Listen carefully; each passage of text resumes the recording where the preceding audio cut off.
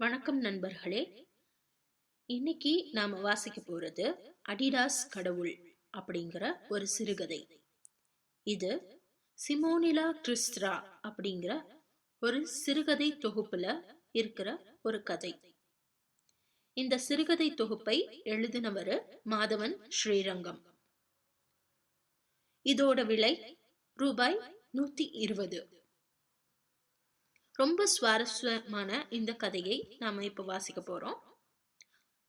என் கூட வாசிப்பை அனுபவிக்க வந்த எல்லாருக்கும் நன்றிகள். வாசிக்கலாமா? அடிடாஸ் கடவுள். வழக்கம் போல் ஒரு சிகரெட் பிடிக்க சென்ற வழக்கமான டீ கடையில் தான் நான் கடவுளை சந்தித்தேன். மிக மட்டமான சுருட்டு ஒன்றை புகைத்து குபுகுபுவென புகை வழிய அவராகத்தான் முதலில் என்னிடம் பேசினார். கடையில் கூட்டம் குறைவாக இருந்தது. கடை ஓனர் பழைய செய்தித்தாள்களை பலகாரம் மடித்து கொடுப்பதற்காக துண்டித்துக் கொண்டிருந்தார்.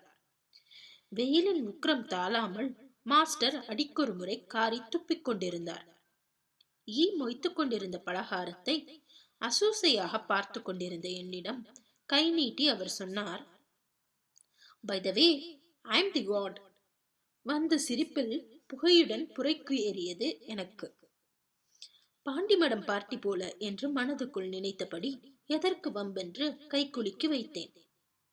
மொபைலில் நோட்டிபிகேஷனை பார்த்து கொண்டிருந்த என்னிடம் கடவுள் நெருங்கி அமர்ந்து கொண்ட போது சற்று நெருடலாக உணர்ந்தேன். வெயில் அழையாத விருந்தாளி கொண்டு வந்த தின்பண்டம் என கடைக்குள் நிரம்பி வழிந்தது. யாரோ ஒரு கிழவர் தள்ளாமல் நடந்து வந்து எங்கள் அருகில் அமர்ந்து கொண்டார். கடவுள் என்னையே உற்று பார்ப்பதை அறிந்து சங்கடத்தில் நெளிந்தேன். "நாம் சற்று வெளியில் சென்று பேசலாமா?" என்றார் அவர். இருக்கிற வெம்மையில் இது என்னடா சோதனை என நினைத்தபடி, "இல்லங்க, வெயில் ஜாஸ்தியா இருக்கு, எதுனாலும் இங்கேயே சொல்லுங்க" என்றேன். "நீ என்னை கடவுள் என்று நம்பவில்லை என்பது உன் முகத்திலேயே ஒட்டியிருக்கிறது." எனக்கு இதற்கு என்ன பதில் சொல்வதென்று தெரியவில்லை. கடைக்காரரை ஓரக்கண்ணால் பார்த்தேன். அவர் ஒரு நமுட்டு சிரிப்புடன் நெற்றி பொட்டில் விரலால் சுற்றி காட்டினார். நான் கடவுளை திரும்பி பார்த்தேன். லெவி ஜீன்ஸும் அடிடாஸ் டி ஷர்ட்டுமாக படு கேவலமான காம்பினேஷனில் உட்கார்ந்திருந்தார். காலில் அணிந்திருந்த அடித்தடுத்த ஷூவும் நிச்சயமாக பிராண்டட் தான் என்று சொல்லியது. நான் பேசாமல் மொபைலில் நோண்டிக் கொண்டிருந்தேன். "இந்த சாதனம் மனிதர்களை அந்நியப்படுத்தி விட்டது இல்லையா?" என்றார் கடவுள். "அப்படியெல்லாம் இல்லைங்க, சட்டுன்னு கம்யூனிகேட் பண்ண சௌரியம்னு தான் இதை கண்டுபிடிச்சதே. ஆனால் தொடர்பு கொள்வதை விட அதிகமாக மனிதர்களை தவிப்பதற்கே இது பயன்படுகிறது என்பது உண்மைதானே? இத்தனை லாஜிக்காக பேசுகிறாரே என்று பார்த்தேன். நிச்சயம் பாண்டிமட பார்ட்டி அல்ல என்று எனக்குள் ஏதோ ஒரு பட்சி கூறியது.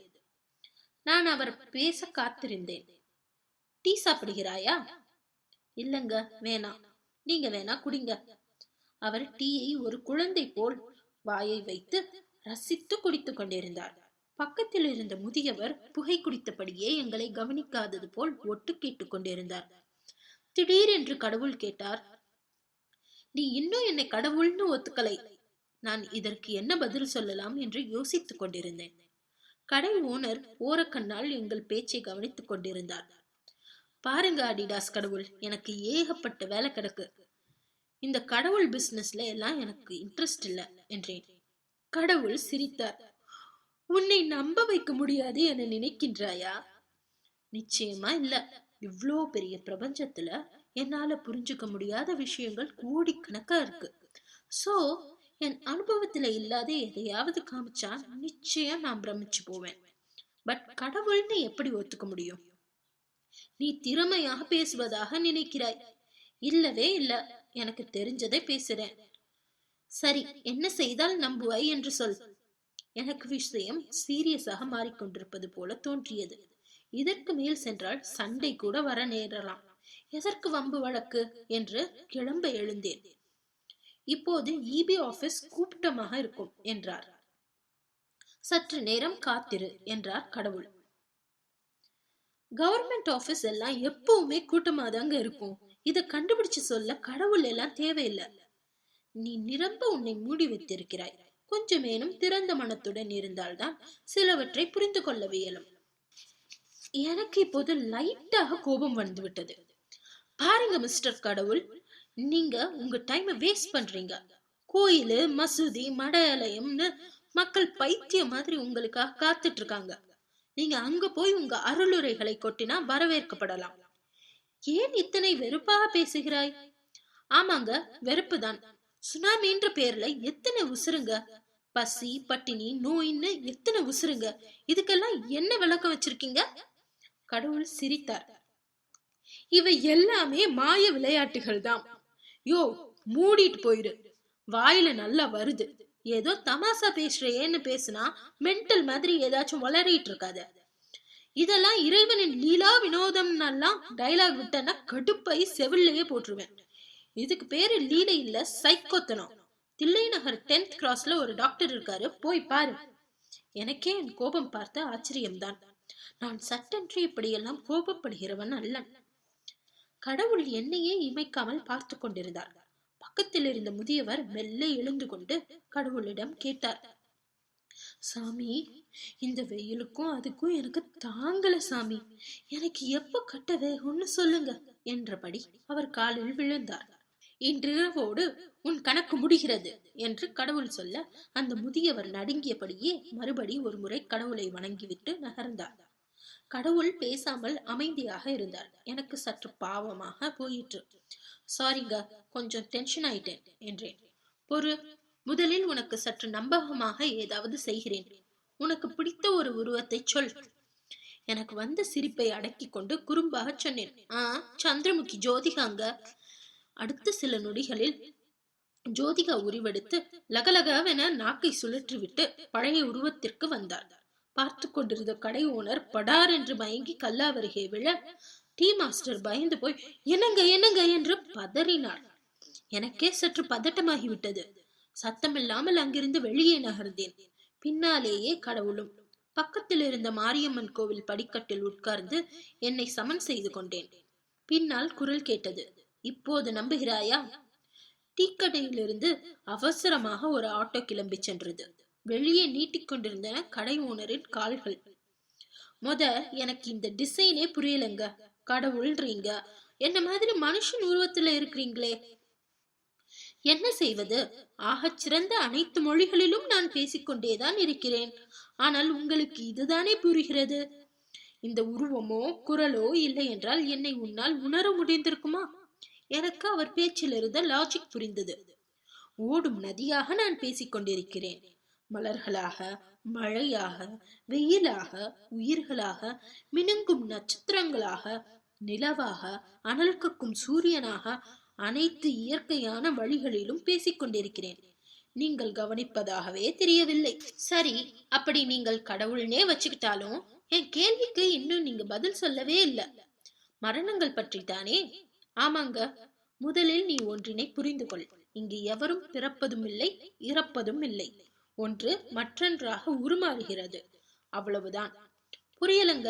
நேத்து சாயந்தரம் ரோடு ஆக்சிடென்ட்ல 4 வயசு பையன் செத்து போனான். அதுக்கு என்ன சொல்லி சமாதானம் செய்வீங்க? உனக்கு புரியும்படி சொல்கிறேன். இந்த பிரபஞ்சத்தை மூடி வைத்த பாத்திரமாக கற்பனை செய்து கொள். அதற்குள் சில விஷயங்கள் இருக்கின்றன. இப்போது அவற்றை தவிர வேறு எதுவும் உள்நுழையவோ இருப்பவை வெளியேறவோ சாத்தியமே இல்லை. இந்த பாத்திரத்தில் உள்ளவற்றையே தான் திரும்ப திரும்ப உருமாற்ற இயலுமே தவிர இந்த பிரபஞ்சத்தில் இல்லாத புதிதான ஒன்றை உன்னால் உருவாக்கவே இயலாது. என்ன பாஸ், நீங்க படைச்ச உலகத்துல ராக்கெட்டு, பிளைட்டு எல்லாமா வச்சிருந்தீங்க? அதெல்லாம் மனுஷன் தானே கண்டுபிடிச்சான். குழந்தை போல் பேசாதே. எல்லா பொருட்களும் அணுக்களாலும் மூலக்கூறுகளாலும் தான் ஆனது என்பது தெரியாதா உனக்கு? உதாரணமாக, தங்கத்தில் உள்ள மூலக்கூறுகள் என்னவோ அந்த மூலக்கூறுகளை வைத்து நீ தங்கத்தை உருவாக்கி விட முடியும். எல்லாமே மூலக்கூறுகள் தான். நான் கடவுளையே பார்த்து கொண்டிருக்க அவர் தொடர்ந்தார்.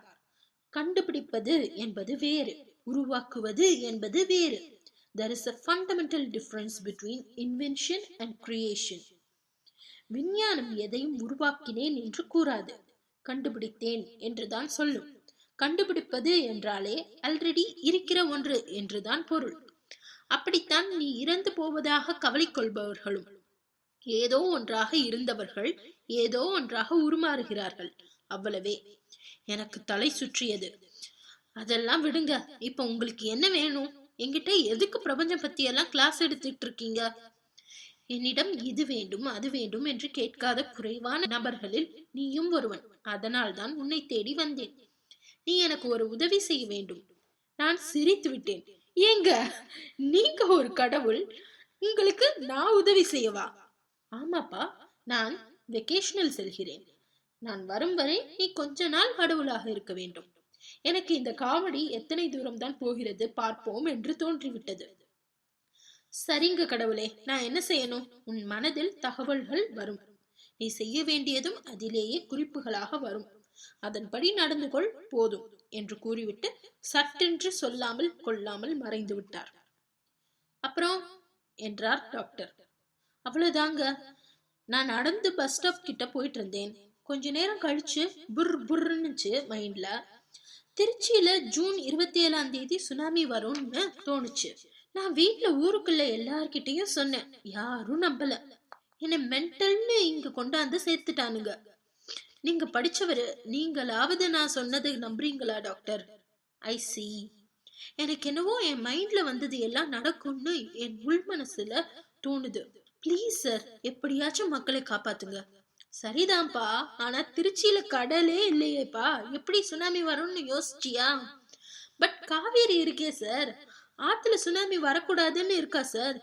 டாக்டர் தன் ஃபைலில் எழுதி கொண்டிருந்த ஹாலுசினேஷன் மாதிரியான வார்த்தைகளை அவன் மனதில் விழுந்து கொண்டிருக்க டாக்டர் எழுந்து கொண்டார். அவர் நகர்ந்ததும் அவன் மைண்டில் அலாரம் அடிக்க கண் மூடி பார்த்தான். அந்த டாக்டர் சில நொடிகளில் இறந்து விடுவார் என்று தகவல் இருந்தது. அவன் அவசரமாக வெராந்தா வரை ஓடினான். சற்று தூரத்தில் அவர் விழுந்து கிடக்க சுற்றிலும் கூட்டம் கூடியது. நன்றி நண்பர்களே. திரும்பவும் ஒரு சுவாரஸ்யமான கதையோடு சந்திப்போம். நன்றி.